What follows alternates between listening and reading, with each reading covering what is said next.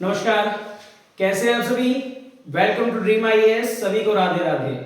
चलिए शुरू करते हैं हमारी आज की वीडियो। आज की वीडियो में हम 1 नवंबर से लेकर 15 नवंबर तक का करंट कवर करने वाले हैं। ठीक है, तो टाइम वेस्ट ना करते हुए शुरू करते हैं हमारी आज की वीडियो, जिसमें हम 1 नवंबर से लेकर 15 नवंबर तक का करंट कवर करेंगे। बस वीडियो को शुरू करने से पहले मैं आपसे इतना ही कहना चाहूंगा कि वीडियो को लाइक कर दें, शेयर कर दें और चैनल को सब्सक्राइब कर लें। ठीक है, और कमेंट करके जरूर बताएं कि वीडियो कैसी लगी। शुरू करें। चलिए, पहला क्वेश्चन है भारत की पहली central bank digital currency. Bharat की पहली डिजिटल करेंसी, भारत की पहली डिजिटल करेंसी की शुरुआत किस संस्थान के द्वारा की गई है। भारत की पहली डिजिटल करेंसी की शुरुआत किस संस्थान के द्वारा की गई है।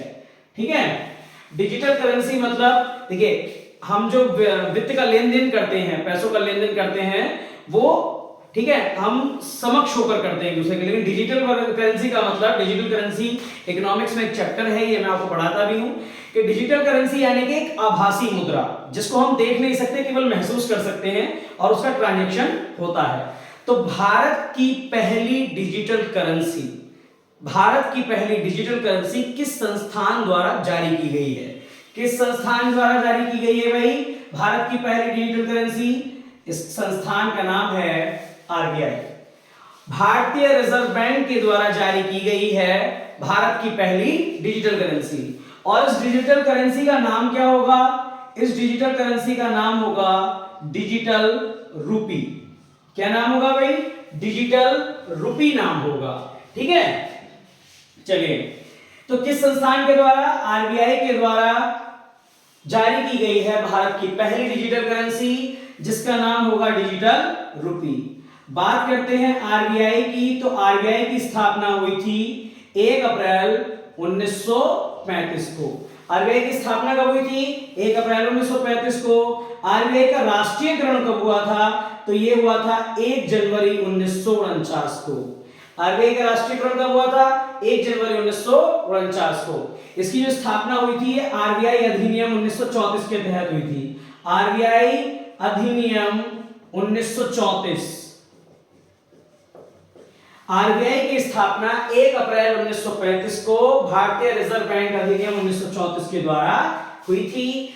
इसका राष्ट्रीयकरण 1 जनवरी 1949 को हुआ था। पहले इसका मुख्यालय कहां था भाई?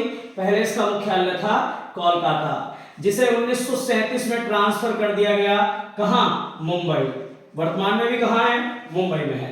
ठीक है, आरबीआई के पहले गवर्नर सर ऑसबर्न स्मिथ, पहले गवर्नर सर ऑसबर्न स्मिथ, पहले भारतीय governor CD Deshmukh, CD Deshmukh.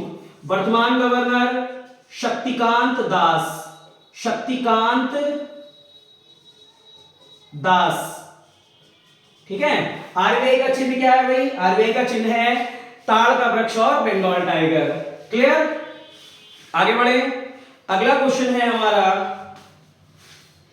चलिए, अगला क्वेश्चन है किस स्पेस एजेंसी ने दुनिया का सबसे शक्तिशाली रॉकेट, किस स्पेस एजेंसी ने दुनिया का सबसे शक्तिशाली रॉकेट लॉन्च किया है?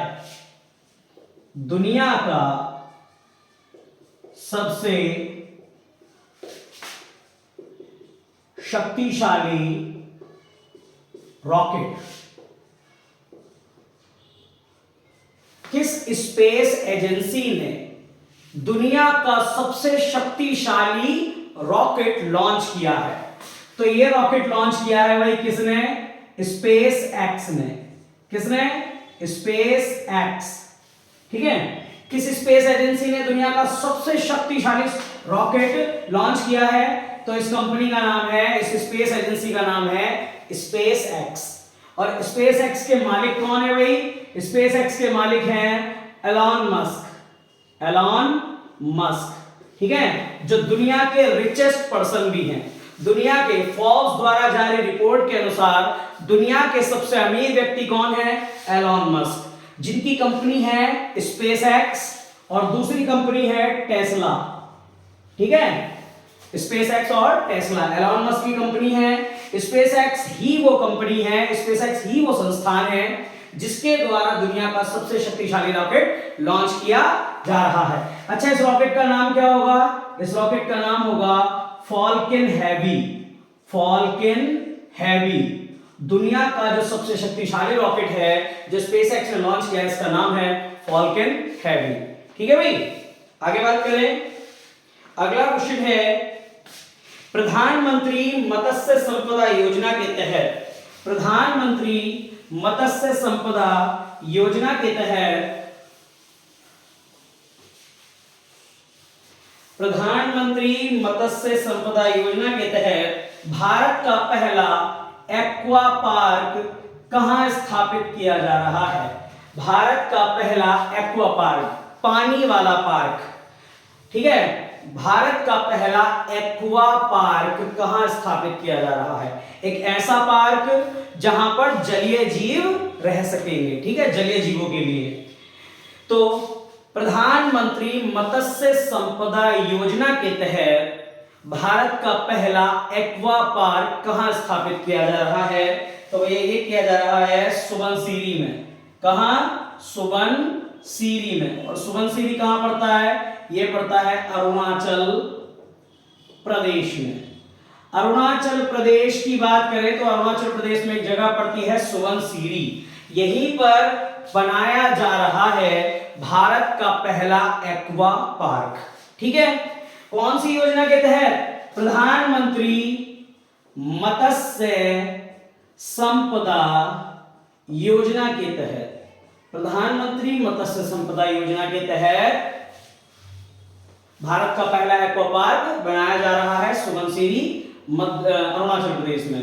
प्रधानमंत्री मत्स्य संपदा योजना की बात करें तो इस योजना की शुरुआत हुई थी 2020-21 में। 2020-21 में जिसका लक्ष्य क्या था? जिसका लक्ष्य था 2024-2025 तक जो मत्स्य पालन करने वाले हैं उनकी आय को दोगुना करना।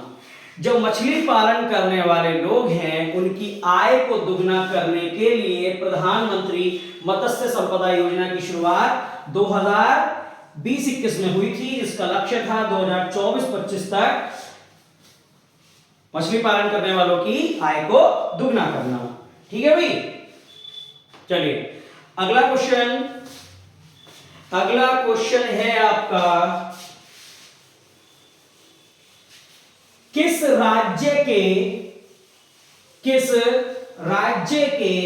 रानीपुर टाइगर रिजर्व को, किस राज्य के रानीपुर टाइगर रिजर्व, किस राज्य के रानीपुर टाइगर रिजर्व को भारत का 53वां टाइगर रिजर्व घोषित किया गया है? कौन से राज्य में है रानीपुर टाइगर रिजर्व जिसे भारत का 53वां टाइगर रिजर्व घोषित किया गया है? ठीक है, रानीपुर टाइगर रिजर्व को भारत का 53वां टाइगर रिजर्व घोषित किया गया है। ये किस राज्य में है? तो भैया ये है उत्तर प्रदेश राज्य में। कहां है? उत्तर प्रदेश में है रानीपुर टाइगर रिजर्व, जिसे 2022 में भारत का 53वां टाइगर रिजर्व घोषित कर दिया है। ठीक है भाई। अच्छा, जब बात चल रही है कि उत्तर प्रदेश का 53वां भारत का 53वां टाइगर रिजर्व घोषित किया है। ठीक है, तो भारत का पहला टाइगर रिजर्व कौन सा था? भारत का पहला टाइगर रिजर्व, भारत का पहला टाइगर रिजर्व, ठीक है, तो ये था आपका Jim Corbett park. Jim Corbett park, ये कहां है? ये आपके उत्तराखंड में है। जिम कॉर्बेट पार्क भारत का पहला टाइगर रिजर्व था और भारत का पहला नेशनल पार्क भी यही था, जिम कॉर्बेट पार्क। इसका पहला नाम क्या था? इसका पहला नाम था heli national park. Heli national park, ध्यान रखना, बहुत ज्यादा इंपॉर्टेंट चीज दे रहा हूं, ठीक है। भारत का पहला tiger reserve Jim Corbett park, जिस उस समय से क्या बुलाते थे? Heli national park. बाद में इसका नामकरण क्या कर दिया गया? Jim Corbett park. वर्तमान में 2022 में जिम कॉर्बेट पार्क का नाम बदलकर क्या कर दिया है? Ramganga national park. Ramganga national park, ठीक है भाई, ध्यान रखना। पहले इसका नाम क्या था? पहले इसका नाम था हेली नेशनल पार्क, बाद में इसका नाम कर दिया गया जिम कॉर्बेट पार्क। अभी 2022 में इसका नाम क्या कर दिया गया है? Ramganga national park. ये भारत का पहला नेशनल पार्क भी है और भारत का पहला टाइगर रिजर्व भी है, ठीक है भाई। चलिए अब बात करते हैं थोड़ी सी उत्तर प्रदेश की। तो उत्तर प्रदेश की बात करें तो उत्तर प्रदेश में टोटल कितने टाइगर रिजर्व हैं? तो उत्तर प्रदेश में टोटल 5 टाइगर रिजर्व हो गए हैं।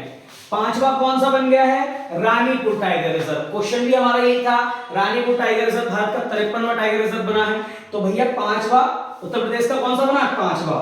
इससे पहले सॉरी 5वां नहीं, तीसरा, 14, ठीक है। तो इससे पहले 3 कौन से थे?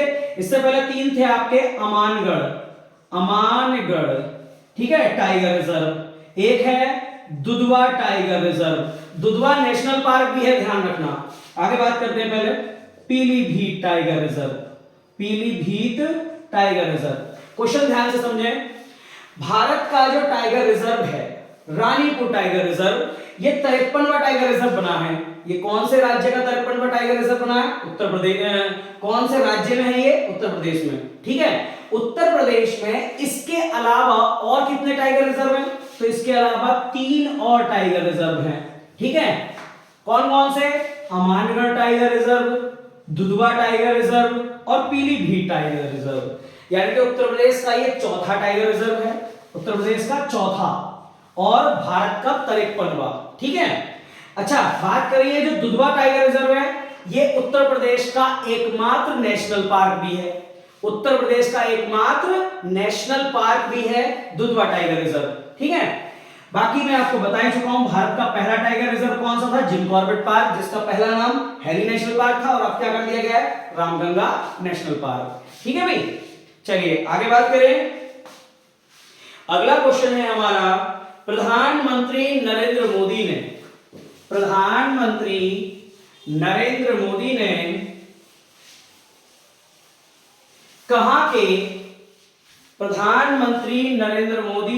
कहां के मानगढ़ धाम को राष्ट्रीय स्मारक घोषित किया है? राष्ट्रीय स्मारक घोषित किया है। प्रधानमंत्री नरेंद्र मोदी ने कहां के मानगढ़ धाम को राष्ट्रीय स्मारक घोषित किया है? तो पहले बात करते हैं भाई मानगढ़ धाम की। तो कहां का है मानगढ़ धाम? ये है बांसवाड़ा। कहां है ये? बांसवाड़ा। और बांसवाड़ा कहां पड़ता है? राजस्थान में। राजस्थान में एक जगह पड़ती है बांसवाड़ा। बांसवाड़ा में एक धाम है जिसका नाम है मानगढ़ धाम। इसे 2022 में प्रधानमंत्री नरेंद्र मोदी ने क्या घोषित कर दिया है? राष्ट्रीय स्मारक घोषित कर दिया है। राष्ट्रीय स्मारक होते क्या हैं?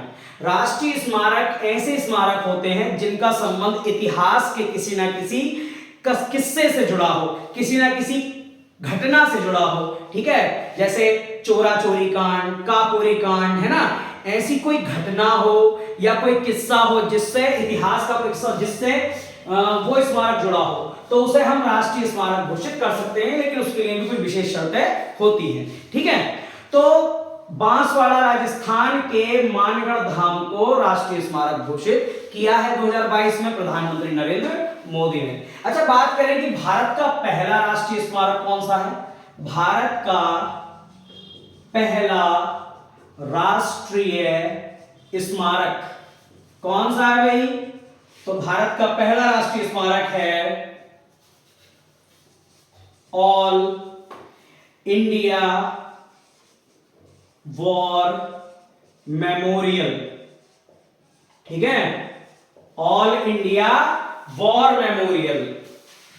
भारत का पहला राष्ट्रीय स्मारक कौन सा है? भारत का पहला राष्ट्रीय स्मारक है ऑल इंडिया वॉर मेमोरियल। नहीं समझे? कहां है ये? ठीक है, इसका दूसरा नाम बता देता हूं। ऑल इंडिया वॉर मेमोरियल को हम इंडिया गेट के नाम से जानते हैं। किस नाम से जानते हैं भाई? इंडिया गेट के नाम से जानते हैं। भारत का पहला राष्ट्रीय स्मारक है ऑल इंडिया वॉर मेमोरियल, जिसको हम इंडिया गेट के नाम से जानते हैं। ठीक है भाई, क्योंकि यहां जो ये राष्ट्रीय स्मारक है ये 80,000 शहीद सैनिकों के योगदान के लिए, उनके देश के प्रति उनके योगदान के लिए, उनकी स्मृति में, ठीक है, उनकी स्मृति में यहां पर एक ज्योत जलती रहती है। ठीक है, क्लियर? ये एक ज्योत जलती रहती है। इसे क्या घोषित किया गया? भारत का पहला राष्ट्रीय स्मारक घोषित किया गया है। क्लियर? चलिए आगे बात करते हैं। दुनिया की सबसे लंबी ट्रेन सेवा, दुनिया की सबसे लंबी ट्रेन सेवा, दुनिया की सबसे लंबी, भारत की नहीं, दुनिया की सबसे लंबी ट्रेन सेवा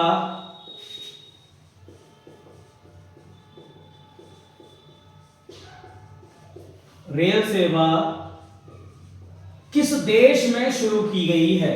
दुनिया की सबसे लंबी रेल सेवा किस देश में शुरू की गई है? तो भैया दुनिया की सबसे लंबी रेल सेवा शुरू की गई है स्विट्जरलैंड में। ठीक है, कहां शुरू की गई है? स्विट्जरलैंड में। दुनिया की सबसे लंबी ट्रेन सेवा होगी स्विट्जरलैंड में। ठीक है, ध्यान रखना। चलिए आगे बात करें कि ये कितने किलोमीटर होगी? ये होगी 1910 किलोमीटर। कितने किलोमीटर होगी? 1910 किलोमीटर होगी स्विट्जरलैंड की ये रेल सेवा। ठीक है, अच्छा बात करें कि भारत की सबसे लंबी, भारत की सबसे लंबी रेल सेवा, भारत की सबसे, जब विदेश के बारे में पढ़े तो भी भारत के बारे में हमारे मन में आना चाहिए कि भारत की कौन सी है। तो भारत की सबसे लंबी रेल सेवा है विवेक एक्सप्रेस। कौन सी है भाई? विवेक एक्सप्रेस। ये कहां से लेकर कहां तक जाती है? ये जाती है कन्याकुमारी, कन्याकुमारी से डिब्रूगढ़। डिब्रूगढ़ कहां पड़ता है? आसाम में। ठीक है, डिब्रूगढ़ आसाम। ये जो ट्रेन है विवेक एक्सप्रेस, ये कहां से कहां तक जाती है? कन्याकुमारी से डिब्रूगढ़ आसाम तक जाती है। ठीक है, चलिए अगला क्वेश्चन है भाई वाणिज्य, भारतीय वाणिज्य।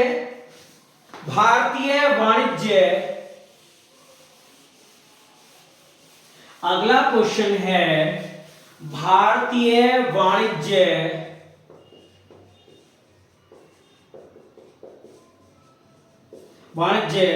एवं उद्योग महासंघ,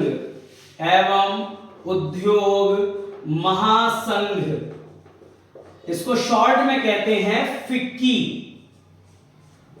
क्या कहते हैं इसको? फिक्की। ठीक है, भारतीय वाणिज्य एवं उद्योग महासंघ एक संस्था का नाम है जिसको शॉर्ट में कहते हैं फिक्की। के नए अध्यक्ष कौन बने हैं? के नए अध्यक्ष कौन बने हैं? तो फिक्की के नए अध्यक्ष बने हैं सुब्रकांत पांडा। कौन बने हैं भाई?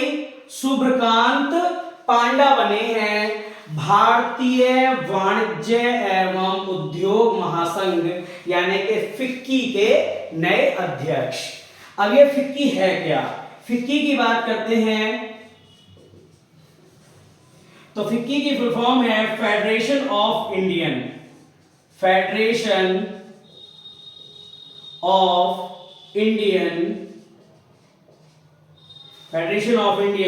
Chambers chambers of commerce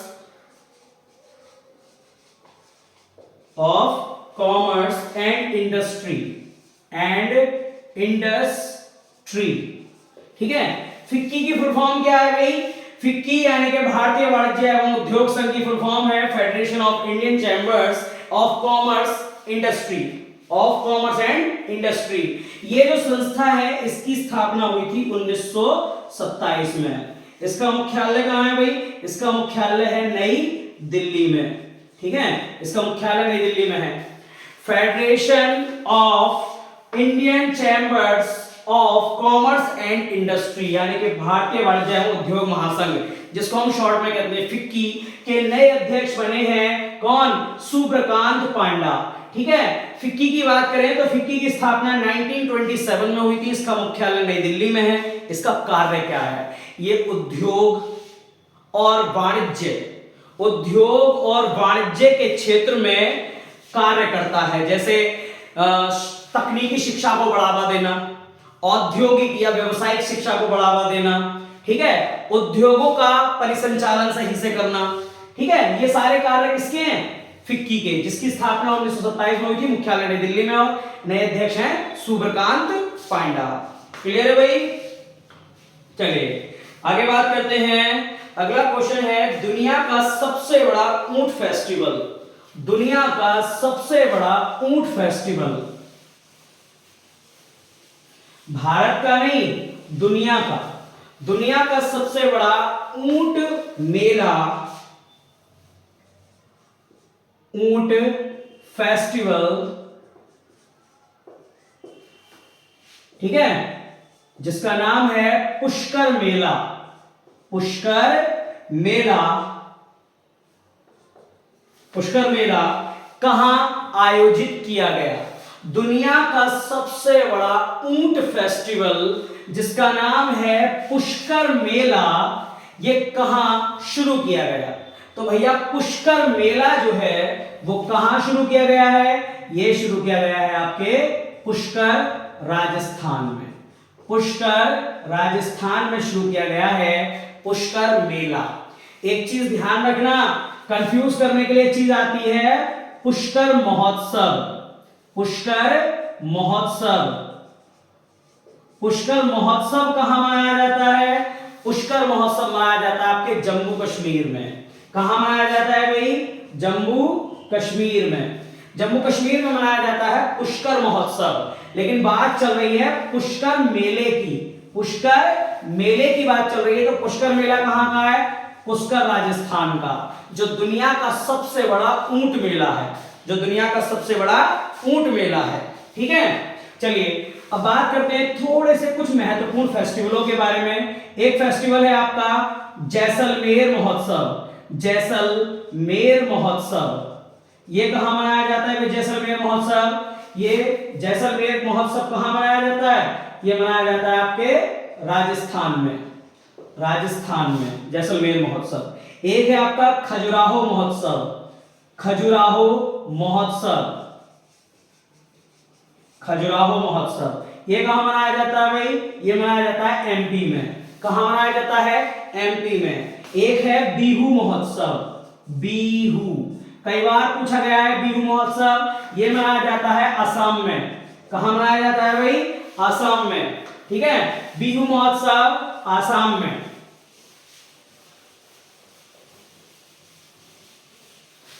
Jaisalmer महोत्सव राजस्थान, खजुराहो महोत्सव मध्य प्रदेश और बिहू महोत्सव आसाम। रण महोत्सव ये कहां का है? ये है गुजरात का। रण महोत्सव गुजरात का। अच्छा लोसर महोत्सव कहां का है? ये है लद्दाख का। कहां का? लद्दाख का है लोसर महोत्सव, ठीक है। दुनिया का सबसे बड़ा ऊंट फेस्टिवल यानी कि पुष्कर मेला कहां का है? राजस्थान पुष्कर का। वहीं पुष्कर महोत्सव जम्मू कश्मीर का है, जैसलमेर महोत्सव राजस्थान का है, खजुराहो महोत्सव मध्य प्रदेश का है, बिहू महोत्सव असम का है, लोसर महोत्सव लद्दाख का है और रण महोत्सव गुजरात का है। ठीक है भाई, क्लियर है? आगे बढ़े। अगला क्वेश्चन है आपका महिला विश्व मुक्केबाजी चैंपियनशिप 2023। महिला विश्व मुक्केबाजी चैंपियनशिप 2023, यही लिख देता हूं, महिला विश्व मुक्केबाजी चैंपियनशिप 2023 की मेजबानी कौन सा देश करेगा? ठीक है, महिला विश्व मुक्केबाजी चैंपियनशिप 2023, कैटेगरी कौन सी है? महिला। किस लेवल का है? वर्ल्ड लेवल का है। कौन सा स्पोर्ट्स है? मुक्केबाजी का स्पोर्ट्स है। किस वर्ष का है? 2023 का। तो महिला विश्व मुक्केबाजी चैंपियनशिप 2023 का आयोजन कौन सा देश करेगा भाई?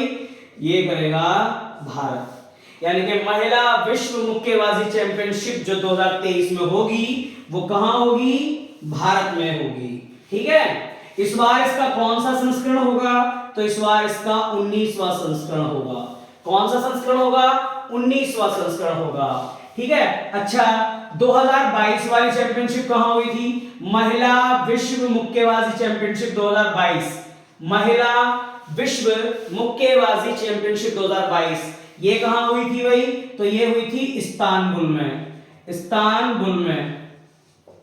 ठीक है, इस्तांबुल में हुई थी। आगे बात करें तो इसमें जीता कौन था? तो पहले नंबर पर आया था तुर्की, पहले नंबर पर तुर्की, दूसरे नंबर पर आयरलैंड, आयरलैंड, वहीं तीसरे नंबर पर आया था कनाडा, कनाडा।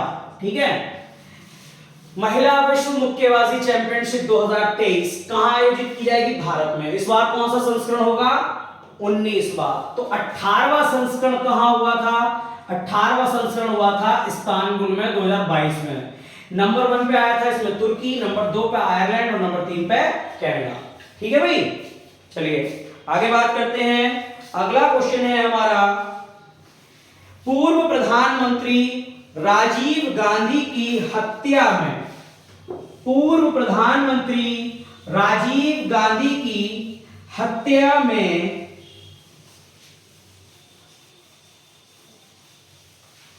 पूर्व प्रधानमंत्री राजीव गांधी की हत्या में आजीवन कारावास, आजीवन कारावास की सजा काट रहे, यानी कि उम्र कैद की सजा काट रहे 6 दोषियों को मुक्त कर दिया गया है, 6 दोषियों को रिहा कर दिया गया है। यह संविधान के किस अनुच्छेद के तहत किया गया है?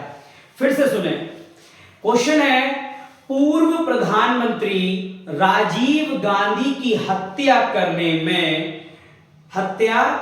में उम्र कैद की सजा काट रहे 6 दोषियों को सुप्रीम कोर्ट ने रिहा कर दिया है, 6 दोषियों को सुप्रीम कोर्ट ने रिहा कर दिया है। ये किस संविधान के किस अनुच्छेद के तहत ये फैसला लिया गया है? तो ये फैसला लिया गया भैया संविधान के अनुच्छेद 142 के द्वारा, संविधान के अनुच्छेद 142 के द्वारा संविधान सर्वोच्च न्यायालय यानी कि सुप्रीम कोर्ट ने पूर्व प्रधानमंत्री राजीव गांधी की हत्या करने के जो दोषी थे, 6 दोषी थे, उन्हें उम्र कैद मिली थी लेकिन अब उन्हें छोड़ दिया गया है। ठीक है, तो कौन सा अनुच्छेद के तहत किया गया? ये अनुच्छेद 142 के तहत। अनुच्छेद 142 में है क्या? अनुच्छेद 142 में ऐसी क्या चीज है जो सुप्रीम कोर्ट को पावर देती है कि जिस व्यक्ति के खिलाफ उम्र कैद का मुकदमा सुनाया जा चुका है उन्हें रिहा कर दिया जाए? तो भैया अनुच्छेद 142 में सुप्रीम कोर्ट का विवेकाधिकार है। क्या है?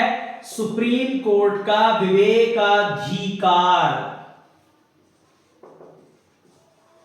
यानी कि सुप्रीम कोर्ट अपने विवेक का प्रयोग करके ये फैसला सुना सकती है। ठीक है, तो सुप्रीम कोर्ट ने अनुच्छेद 142 के तहत अपने विवेक का अधिकार करके राजीव गांधी के हत्यारे 6 दोषियों को, जो हत्या करने में जो 6 दोषी थे उन्हें आजीवन कारावास दिया गया था, उन्हें अब रिहा कर दिया गया है। ठीक है भाई, चलिए आगे बात करें। अगला क्वेश्चन है हमारा, अंतरराष्ट्रीय क्रिकेट परिषद, अंतरराष्ट्रीय क्रिकेट परिषद यानी कि आईसीसी, इंटरनेशनल क्रिकेट काउंसिल के नए अध्यक्ष कौन बने हैं? ठीक है, अंतरराष्ट्रीय क्रिकेट परिषद आईसीसी के नए अध्यक्ष कौन बने हैं भाई? तो आईसीसी के नए अध्यक्ष, अंतरराष्ट्रीय क्रिकेट परिषद के नए अध्यक्ष बने हैं ग्रेग वॉर्कले। कौन बने हैं? Greg Barclay. ठीक है, Greg Barclay. ICC, International Cricket Council, अंतरराष्ट्रीय क्रिकेट परिषद के नए अध्यक्ष बने हैं ग्रेग वॉर्कले।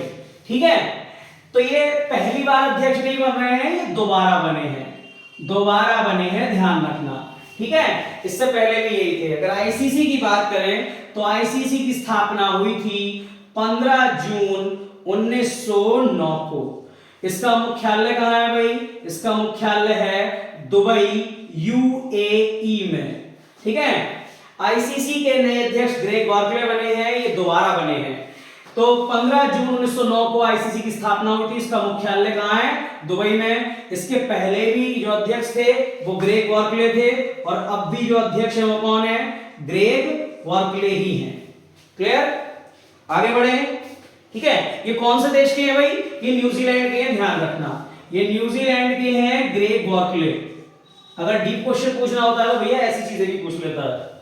चलिए, अगला क्वेश्चन है हमारा, अगला क्वेश्चन है अंतरराष्ट्रीय टी20 क्रिकेट में, अंतरराष्ट्रीय टी20 क्रिकेट में 4000 रन बनाने वाले दुनिया के पहले बल्लेबाज कौन है? अंतरराष्ट्रीय टी20 की बात चल रही है, इंटरनेशनल टी20 क्रिकेट में कितने रन बनाने वाले? 4000 रन बनाने वाले। मैं इसीलिए आपको सवाल को ना तोड़ तोड़ कर बताता हूं ताकि आपके समझ में आ सके। ठीक है, ताकि आपके समझ में आ सके, इसलिए मैं सवाल को तोड़ तोड़ कर। अंतरराष्ट्रीय क्रिकेट परिषद, भारत का नहीं, वो अंतरराष्ट्रीय टी20, भारत का नहीं, अंतरराष्ट्रीय, विश्व का टी20। इसमें पहला ऐसा कौन सा क्रिकेटर है जिसने 4000 रन बनाए हैं? तो भैया इस क्रिकेटर का नाम है विराट कोहली। विराट कोहली भारतीय क्रिकेट टीम के बल्लेबाज और पूर्व कप्तान विराट कोहली अंतरराष्ट्रीय टी20 क्रिकेट में 4000 रन बनाने वाले दुनिया के पहले बल्लेबाज बन गए हैं। ठीक है भाई, चलिए देखिए, ये तो थी हमारी न्यूज आज की, जिसमें 1 नवंबर से लेकर 15 नवंबर तक का हमने करंट कवर किया। ठीक है, कल जो आपके पास वीडियो आएगी उसमें मैं 16 नवंबर से लेकर 30 नवंबर तक का करंट कवर करने वाला हूं। तो आज के लिए बस इतना ही। सभी से बस लास्ट में इतना कहना चाहूंगा कि वीडियो यार लाइक कर देना, अगर अच्छी लगी हो तो वाकई में लाइक कर देना, कमेंट कर देना और शेयर जरूर कर देना। ठीक है, और बाकी जिन लोगों ने सब्सक्राइब नहीं किया वो लोग भी इस चैनल को सब्सक्राइब कर लें। आने वाले समय में बहुत जल्दी आपके लिए और अच्छी अच्छी चीजें आने वाली हैं। अच्छी चीजों से याद आया, मैं हो सकता है कल या परसों आपको बजट जो 2023-24 पारित हुआ है अभी 1 फरवरी को, उसकी लेटेस्ट वीडियो आपको प्रोवाइड कराने वाला हूं। ठीक है, बजट 2023-24, और जो बजट मैं आपको अपने चैनल पर कराने वाला हूं ना, मैं गारंटी देता हूं ना तो आपको किसी बुक में मिलने वाला है इतना डीप, और ना ही आपको किसी चैनल पर मिलने वाला है, और ना ही वो डीप होगा, मतलब इस डीप तो होगा ही होगा, सॉरी डीप तो होगा ही होगा, साथ ही साथ इतनी इजी लैंग्वेज में मैं आपको उसको कराऊंगा कि आपके आराम से याद हो जाएगा। ठीक है, तो आप बस 2 दिन का समय दीजिए, आपको मैं बजट 2023-24 ठीक है क्लियर करा दूंगा, और उस यानी कि उस टॉपिक से, बजट वाले टॉपिक से आपके 1 या 2 क्वेश्चन आपके कंफर्म आते ही आते हैं। ठीक है, तो फिर बता रहा हूं मैं आपको मंडे तक बजट 2023-24 की वीडियो आपको प्रोवाइड हो जाएगी। ठीक है, और इस वीडियो को मैं आपको इस तरीके से प्रेजेंट करूंगा कि आपको ना तो ऐसा कंटेंट आपको किसी बुक में मिलेगा और ना ही किसी चैनल पर। ठीक है, तो चलिए आज के लिए बस इतना ही। सभी को राधे राधे।